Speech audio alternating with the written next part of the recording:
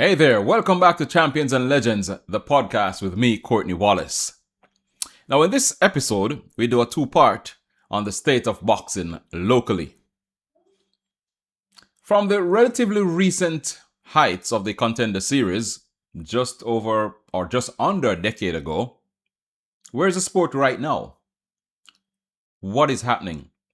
We made a recent visit to the Stanley Couch facility, which is supposed to be the national gym. And what we saw did not look good. The facility is in a state of disrepair, rundown, unoccupied. Now, if that's the state of the national gym, does it speak to the state of the sport locally?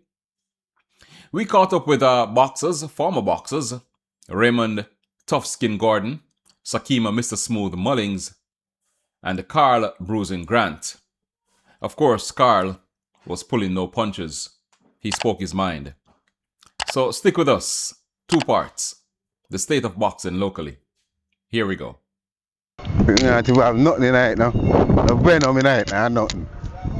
Okay, rotten. Boxing make me recognize in Jamaica. Because I'm 15 years old, I box. See, I'm 55 now. Fight now, we never contender. I'm former national championship. 92 gold medal national arena. See, but we don't love how the game are moving now because you them now getting away for train. Even me, that's still a train. I even do some training, train some young boxer. You understand? But every day I pass the gym and gym is locked up. It's my day and the gym is a national gym. Look what champion come out of that gym there. You see, whole champion come out here. Berbick, McCallum, see, and look on the gym. Devastated. It's my day late. Yeah. We need a better thing for going. See, because boxing was one of the sports where in Jamaica was the top sports. Football, fly past boxing. So, what do you think is the problem? How boxing get down to this? Well, lack of management. Yeah, lack of management. Because the youth them come first now. The youth them are the future, you know. See? And for we can deal with the future for the youth them, think about better cause crime. And this inner city we have here now, this inner city, the south side. Because the youth them no get no look at help from nobody. That's why more time certainly them escalate to violence. You understand? We don't want for the gym up back. Right. Now to see it run down like this, I mean, how it feel? Hurt my heart, man. Hurt my heart. You know some boy one time I used to come to gym at a little youth. Used to have a soup kitchen around. See, that means that the youth them come in. If them even out there all day, them have something to eat. See? Them get them supplements, iron tablet and them thing there. Yeah. We don't see them thing there go on. See, so most time I youth want to come to gym and I'm good and hungry because I say, boy, oh, I go to the gym and get thumped down on a hungry belly. You know? But if you them say, boy, little snacks are coming, you understand? Little soup, little porridge. Yeah, you them will come in, you understand? Ready. Yeah. One more time for the road. Yeah, one more time for the road. Got it. So, as it is, you guys are telling me that you fought the first pro fight. We're on the Contender? No, that before Contender. Barbican Beach, yeah. Oh, okay. Barbican Beach. Okay. I won't ask the result. I'll leave that part. Yeah. Yeah, so I mean, the first pro fight is that it was my professional debut. Yeah, so there's a serious memories right here. It's bringing it way back. Okay. Already champion already, you know, so you know. Yeah. So I said it never matter. Yeah. Yeah, but it's quite good and well that we can look back at them times, the good times of boxing. Yeah. But we're now standing in the Stanley Couch gym. Yeah. Which is supposed to be the national gym. Definitely. But it don't look like a gym, Bridget. It look like a relic. It look like something from the 1800s. This is not like the apocalypse. So is it that we're done with boxing in Jamaica? Why the gym look like this? No, it's not that we're done with boxing, but at the end of the day, it's just that certain systems have to be put in place to maintain the gym, to keep it to a standard, so that, again, the next generation, me, I benefited from this gym. He benefited from this gym. Pretty sure the same thing, right? Me, I'm not talking for you. Yeah. And I've seen a lot of other fighters benefit from this gym. Yeah. I think if you are anybody in Jamaica boxing, at some point in your career, you pass through this gym. So then it becomes our responsibility to maintain the gym. But it seems as if there's not, the systems are not put in place to maintain it. So, but in everything, Sakima, there has to be management. Things don't get like this under good management. Right. Where is the management? I mean, we should have a governing body, don't we? Right. It's like how you have a football federation. Right. It's supposed to have the boxing board Right. to guide the game, structure everything. Then can remember maybe what a champion come from out of this gym, national gym. Shouldn't say like this. That come like an apocalypse reach in the gym. So what happened though? What happened to boxing board? Well, this is the national gym. So at the end of the day, exactly like you alluded to, it falls under their jurisdiction. It's their responsibility to put the systems in place that the gym is maintained and it's sustainable and it's here for any form of activity. The current generation, the previous generation, and the next generation of Jamaican fighters to use the gym. Because as you see, the gym is maybe 40 going on 50 years old, but the concept was beautiful and it was well thought out. Everything is in place. Ticket booth, ring, indoor ring, changing room, dorm facility, snack shop, tuck shop, everything. So the kind of bleachers. Concept was well thought out, even though it's decades old, but it needs maintenance. Brethren, it's rotting. And I mean, you know, we're looking at boxing here in Jamaica. We remember the glory days. Dinner boxing, you say, yo, it's a lick him, shimpy, lick him. Yeah. But I can remember 1980s dinner boxing with Lucian Chin, right? Dreamscape in the grill, right? Fast forward, we had a big lull in boxing. Then all of a sudden came the Contender, which I don't know, but I understand. I mean, you were involved in the Contender. I understand that it generated a lot of money. That was supposed to be legacy money for boxing. But 10 years or so on from, or a little over 10 years or so on from the Contender. Yeah, but the final series was 2018, almost 10 years. But look at the gym. So what happened, Bridget? In your opinion, what it is that has broken down that boxing is now, the national gym is like this? No, man, it's clear mismanagement. At the end of the day, and then it's like at that time, from my tenure in Jamaica boxing, you could go way back and go before me, but my tenure in Jamaica boxing, that was glory day in Jamaica boxing. So then there was interest there, and there was care in regards to corporate social responsibility, and the sponsors, they articles used to come out in terms of the money that they used to give for the development and the maintenance of Jamaica boxing and of the amateur system and the program, which the gym infrastructure would fall underneath that. So how the gym ends up in this situation when the cash was there is just that we don't know. So that it can only be chalked up to mismanagement and neglect. So now the situation is what it is. The circumstance, the gym is in the condition that it's in. So now what becomes the solution in regards to getting the gym back to the state where it needs to be? Because the concept is still well thought out. And now, as you see, as soon as we walk into the gym, the youth, they pass through and they gravitate, and all you have to do is open the door. And then they start to stick their head in and say just like, boxing's back, the gym is back open, looking for a place to train. There's a lot of youth in the community that need an outlet, that need an opportunity. So I think it's like the cliche goes, if you build it, they will come. But it needs, I think our problem in Jamaica is not a lack of infrastructure, but it's a lack of maintaining infrastructure, understanding this, that you just, infrastructure comes with maintenance, and maintenance is about management and systems and sustainability. So I think that's where the problem lies. There has been no management, lack of management, and then with the foresight in terms of creating defined revenue systems that keep the gym open. And systems that maintains it so that it stays on a level, so that it becomes beneficial to this generation, next generation. Well, what you said sounds good, but you're not part of the boxing board. You're not part of the management, are you? No, I'm absolutely not. So if it is that you know this, then are you saying that the boxing board, the people in charge don't know this? I wonder, because you see, at the end of the day, I think that's common infrastructure, facilities management theory. There's nothing unique or special about what Sakima Mullen just said. So in other words, you're saying it's not rocket science? It's basic information. So it's just about, I think from there it just becomes about will and execution. You know what I mean? It's not that I know something that is some secret. No, man, that's textbook. That's theory. So now within the theory, we just have to take in the nuance of Jamaica to say it's kind of like, all right, watch this. This is the theory, right?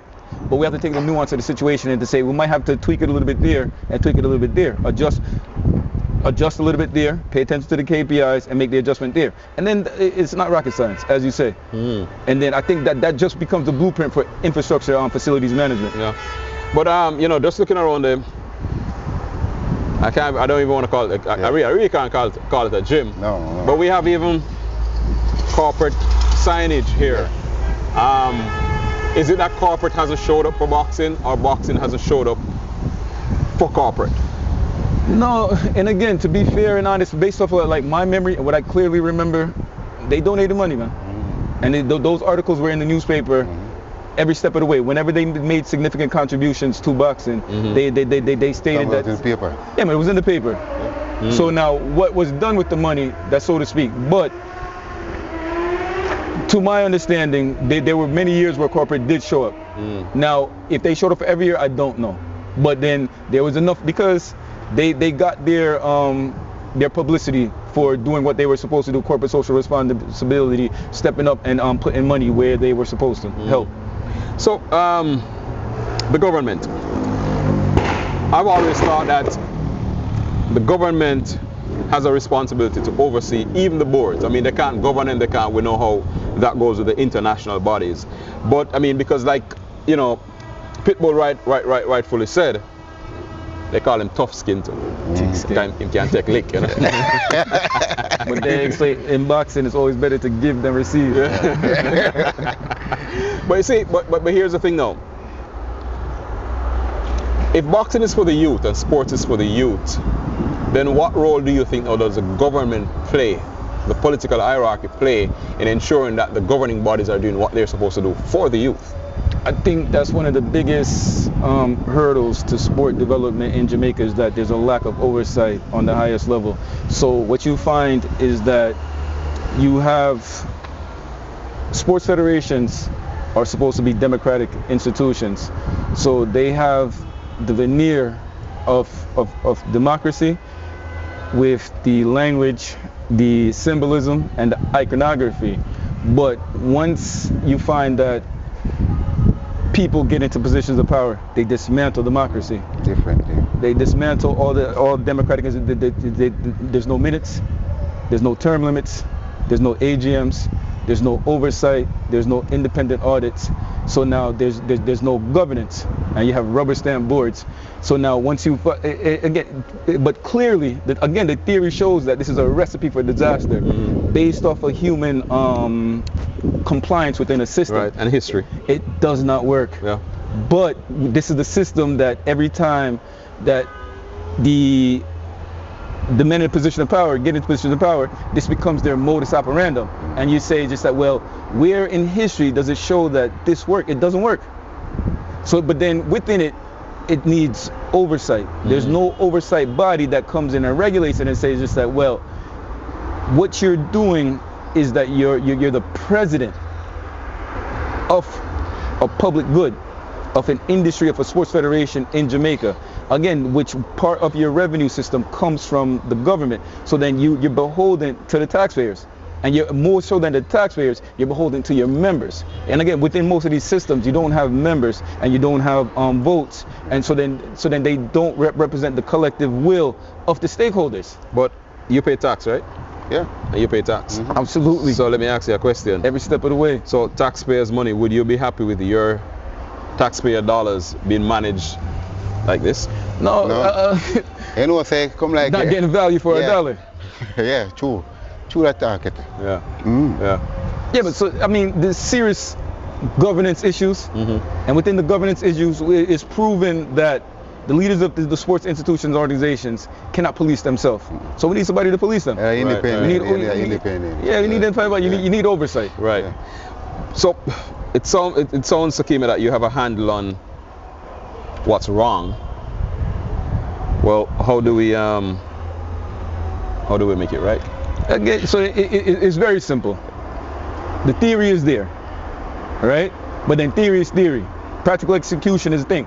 I think it's just that we have to create, we have to engineer a governance structure that works for the nuance of Jamaica and the reality of Jamaica's system. I don't mean to cut you there, but that's where you're going to rocket science now, because no, man, I mean, rocket science. No, but hold on. But the templates are there. But what I'm saying, brethren, who has these templates? Who sees them? I mean, where are these templates? You have them. Obviously, you have it. So why are we in this state?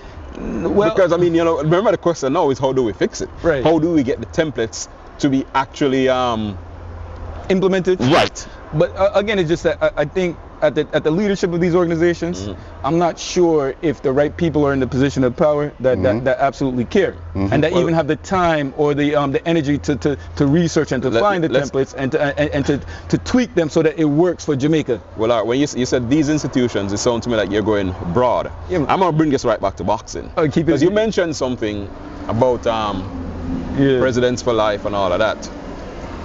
Yeah, man, it seems the modus operandi. I know, and you probably can't help me here, you probably know more than I, but one person has been involved in boxing, at the helm of boxing, who is probably closer to the 90s as far as age is concerned. Right. Does that work? Absolutely not. There's no way, and again, just like normal human infrastructure, is just like you get term limits, you contribute what you can contribute, and your legacy has to be in regards to the amount of people, your succession planning, the legacy that you leave, and that at the pinnacle of that legacy should be how many people you have empowered to bring to pass or to pass on your knowledge. Yeah, it's a marathon. Like a successor. It's a marathon. Succession. It's about passing the baton and about leaving what you got in a better condition, but also empowering the next generation so that they have the skill set to bring it on to the next generation. You're speaking about the next generation.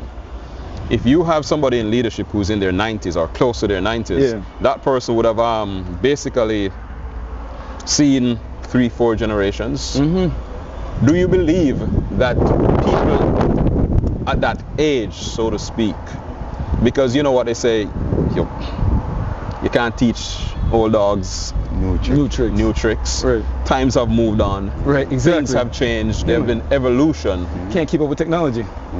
I can't keep up with technology. So now if my daughter is Gen Z or Generation Alpha, and it becomes difficult for me as a millennial to speak their language.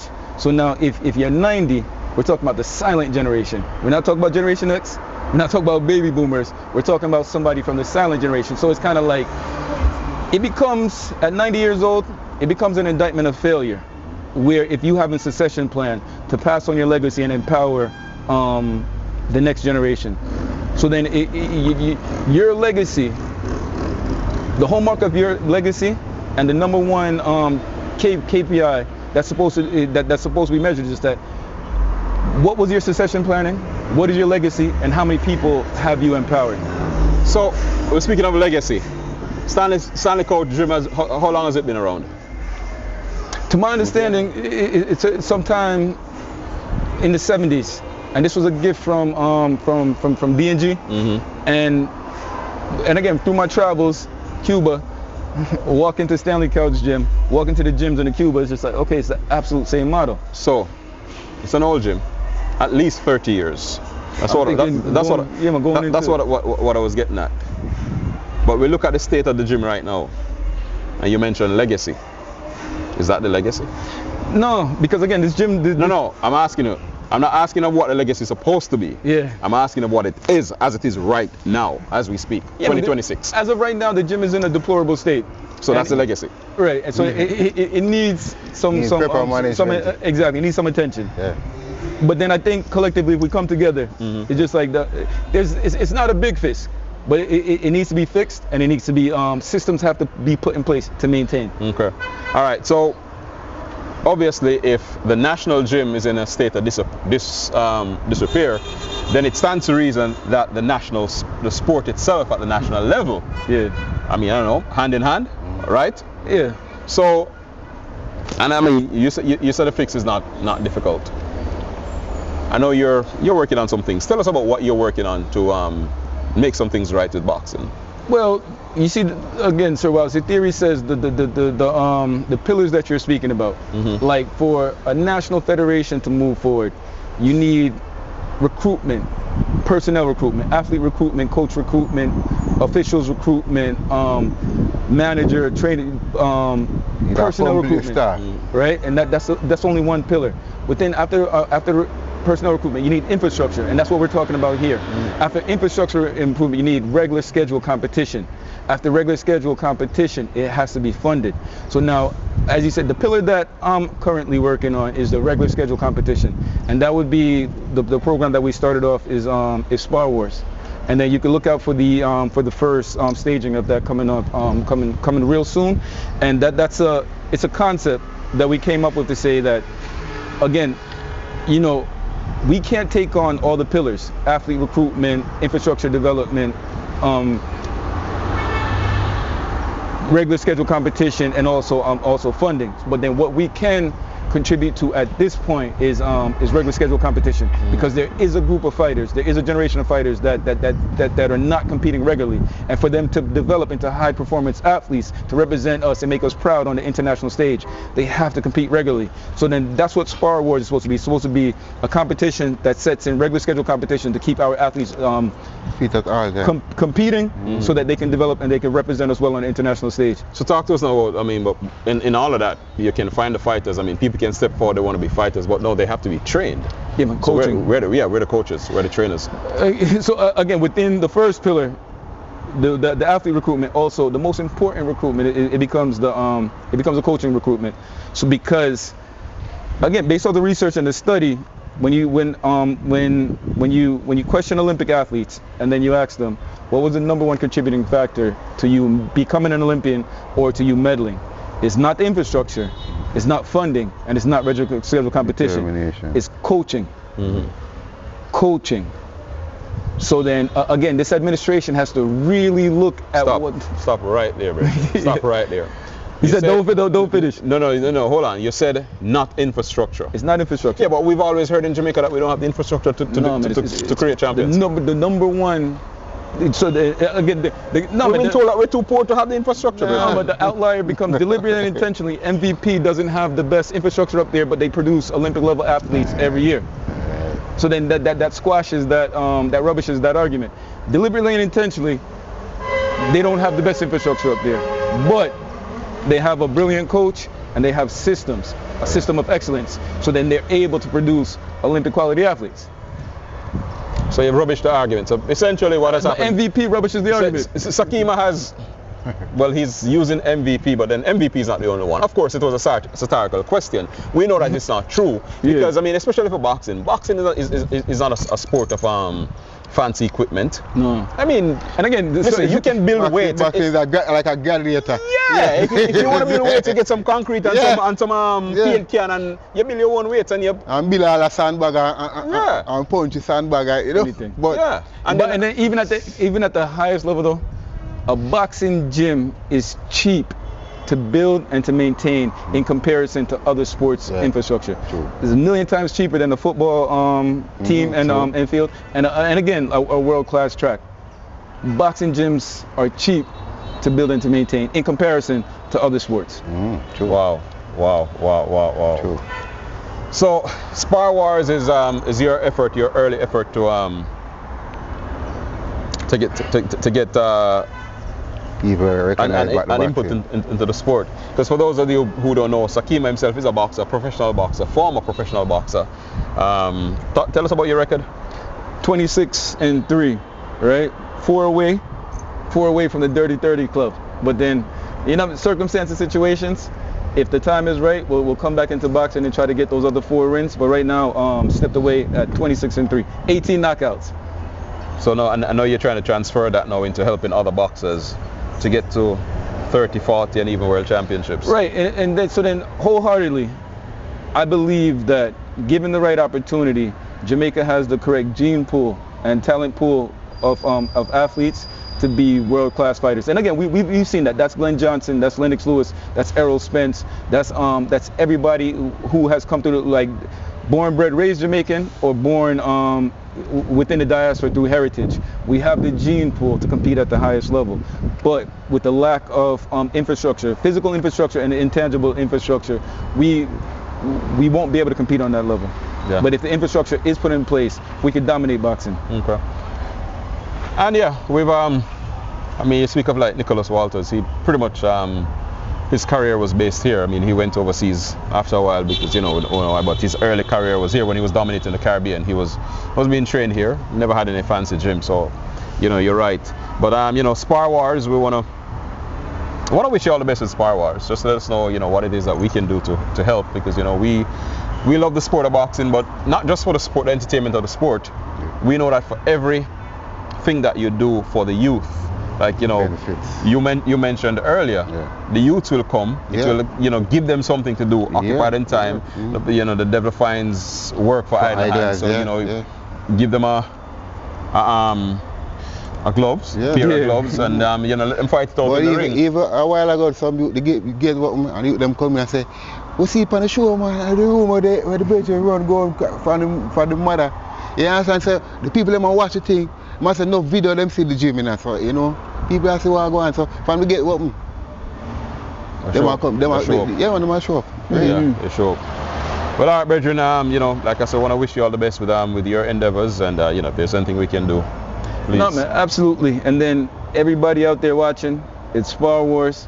Look out for it, and then what you can do, come out, support us, and then it just becomes it becomes a foundation of, again, attacking one of the pillars. And this pillar is what Spar Wars does. It helps with regular schedule competition, regular schedule programming, so that our athletes can develop.